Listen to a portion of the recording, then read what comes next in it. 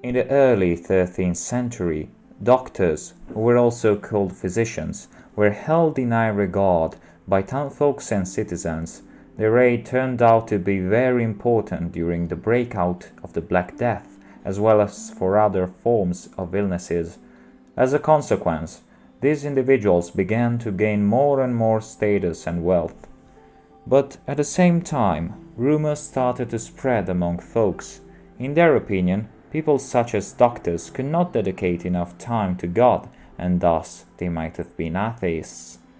The physician in the Canterbury Tales is a very important character. He wears a distinct blood-red garb and a grey cloak made of silk. He is very knowledgeable and keen on all forms of medicine. He can heal every kind of ill, but his faith is a matter of discussion. Chaucer's representation of doctors is indeed very critical of their attachment to money and fame rather than religion and altruism. His tale is inspired by Levi's stories and by the Roman of the Rose, but even though the matter seems worth appraising, the storytelling skills of the physician do not impress any of his fellow pilgrims.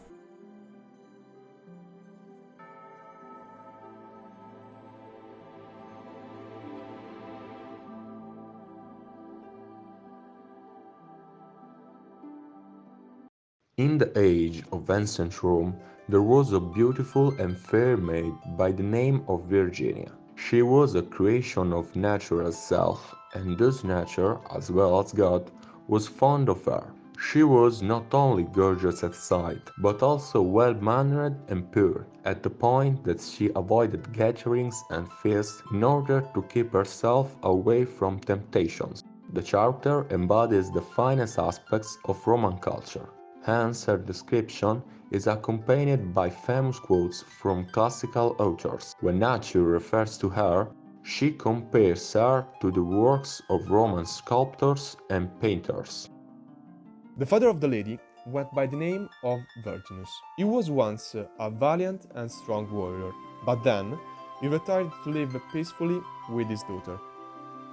Not much is said about his appearance, but his morals become clearer as the story unfolds. He is proud of Virginia and he wishes to keep the girl's dignity intact and unstained. However, this attitude will lead him to an over-dramatic reaction to the events of the story. Even still, his character will turn out to be positive and merciful in the epilogue. Verginus may incarnate the strong kin that Romans had on tradition and honor.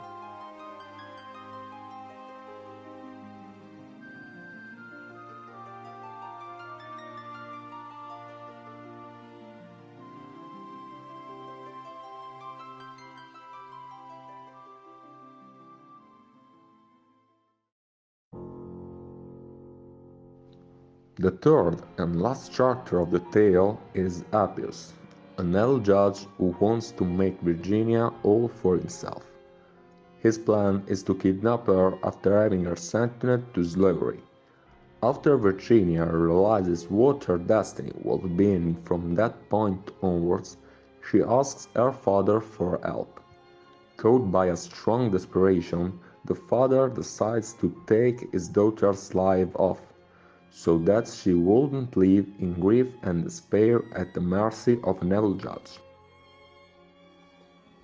In the epilogue, Verginus gets sentenced to death by Appius, but a group of people rushes to help him. After being arrested, Appius commits suicide in his cell.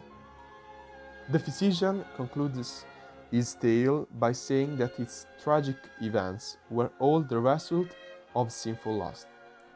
He urges his audience to abandon sin before they could experience its repercussions.